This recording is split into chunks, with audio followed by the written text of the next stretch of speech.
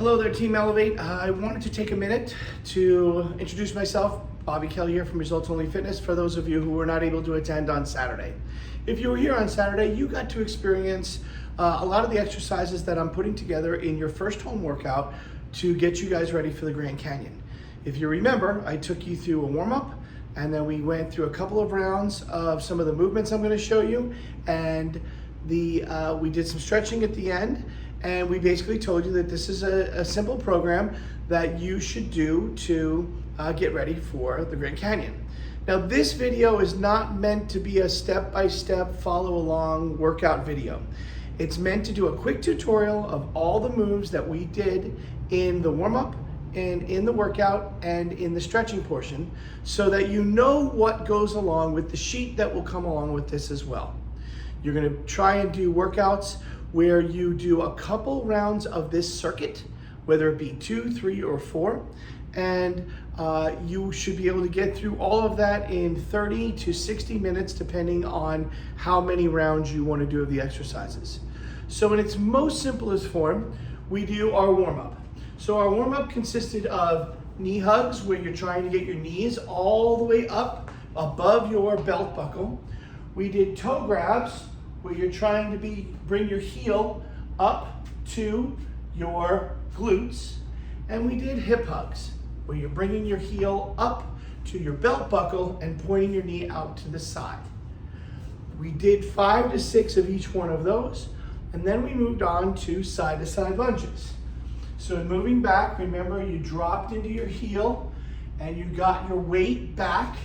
So you're trying to get your hips back into the deeper part of the lunge. We then did something called floor to sky. Palms went on the floor, palms went on the sky. We lean back, palms on the floor, palms on the sky. Do those 5 to 6 times. Then we wanted to warm up the back part of our body, our posterior chain. So we did some alternate high kicks. Remember, my instructions were to get your feet up to your hand. You're not trying to bring your hands down to your feet. We followed that up with some sweeps, where we drove our heel into the ground, and then we alternated to the other side. Sweep down, sweep up, sweep down, sweep up. After that, we did some shoulder circles to get into our shoulder girdle, get you ready to carry the backpack. And then remember, one of the most important ones we went over in the warm-up were your ankle rolls in a circular clockwise direction and then a counterclockwise direction on both ankles. This was the warm-up that I showed. There's another one we'll use in the future, but this is the one I wanted to start with because it's probably the easiest. You get a lot out of it, and it's very appropriate for the hike. Now I'm going to go over the moves for the exercises that will go along in the workout. Okay, if you remember, when we did this part of the workout, I showed you how to do everything with 2 hands and 2 legs, and then for the last round, I showed you how to do them with 1 arm and 1 leg when it was appropriate. I'm going to go through a bunch of the exercises first. I might take a break if I feel like we need to kind of do a little bit more detail. So just follow along. Remember, we're not going to go through these where you're doing every rep with me. You will do 12 to 15 of each exercise when you're at home doing the workout. If you remember, you will receive 2 bands, everyone, a yellow and a red. Yellow is easy, red's a little more challenging. The blue band will go for most of the mentors. That's a little bit of a more challenging band. I'm going to show everything with the yellow band just to keep things simple. So the very first exercise we showed was a chest press, both 1 arm and 2 arms. If you remember, we had things attached to things here. When you're at home, all I need you to be able to find something stable like a fence post or a railing on the stairs, or maybe even a tree if you're going to try and work out outside. But something that you can pull on without knocking something over. Once you have the band anchored, we showed a chest press as 2 arms going forward or 1 arm going forward, switching to the other side. Very simple, right? Then the second move in our grouping would be a squat. We showed it with the band just being above our head. We showed it as body weight, and we also showed it where we made it a little bit harder by holding the band and adding a little bit more tension. Now on this next one, I'm going to turn my back to you a little bit. We wrap the band around and we do back rows. And we showed that as 2 arms and then 1 arm in the more advanced version where we're doing 15 of each of those. After that, I gave you a couple of versions on the floor of a plank. So you could do an elbow plank, you could do a push-up plank, and for the most part, you're going to do those for about 30 seconds. If you want to make them a little harder, you can always be in plank position and tap your hands to your shoulders, and you'll get a lot of work out of that. After that, we did reverse lunges. Now we held onto the TRX, and you're not really going to have one of those at home. So the basics of a lunge are to step back, get your knee to tap the floor, and go down and up. These are going to be helpful for all of your time going down into the canyon and coming out of the canyon. After that, we taught a bicep curl. If you remember, the bicep curl was 1 foot on or 2 feet on if you want it a little harder, and we're going to do our curls straight up. That was followed by some step-ups. Now when we did the step-ups, I gave you a step-up that was about 7 or 8 inches. If you have stairs in your house, this is the normal height of a step in a home. When I told you that we were going to do step-ups, I gave you some really low versions, some medium versions, which is what I'm going to show here, and some much higher versions. At different points in the hike, you're going to have different versions. So remember, the goal was to step on the box, bring your knee up, come down, tap slowly, come up and hold, go down, step up and hold.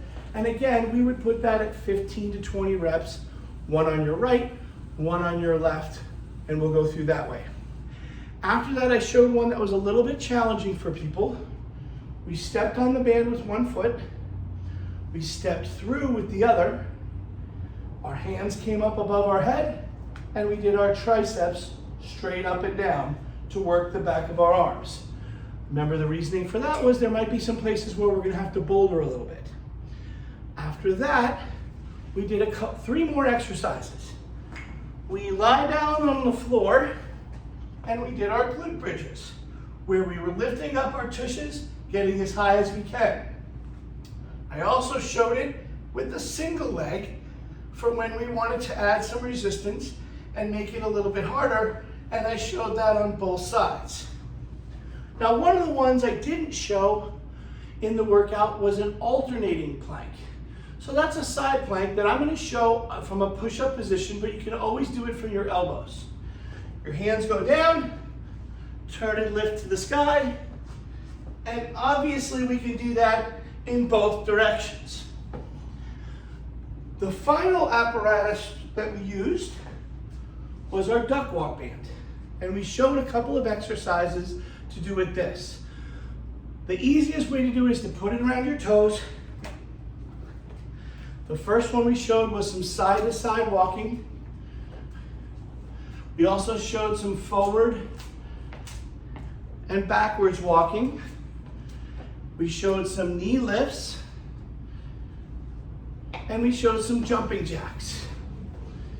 I'm going to give you all sorts of options for those exercises. How I mix those up and how you do those will be up to you. But if you put all of those together and do about 15 to 20 of each, that should take about 10 minutes per round. So to wrap up, we did a couple of stretches at the end. One of the most obvious was something that you'll recognize from the warm-up. We did a quad stretch. And remember, in the warm-up, we would alternate by doing it for 2 to 3 seconds. Here, we're going to try and hold for 20 or 30 seconds on each leg. We also did a hamstring stretch where we could put our leg up, reach across, and get through our stretches that way on both sides. We also did a figure 4 stretch where we would find something at the height of a chair come up and bring our ankle up to our knee, lean forward, and hold that for 20 or 30 seconds. We could do it on the other side for 20 or 30 seconds. We got a little short on time, so these next couple you may not remember because we didn't show them, but remember that step that we used? Well, we're going to want to make sure we get a calf stretch. And how do we do that? We'll step up on that step, drop that heel as low as we can, and get into our calves from all the movement that we're doing from our hikes. We can also do a tricep stretch. That's what we're going to get into here, where we hold our elbow and pull back behind our ears. If we go up against the wall, we can do what's called a chest stretch. Again, we can do that on both sides.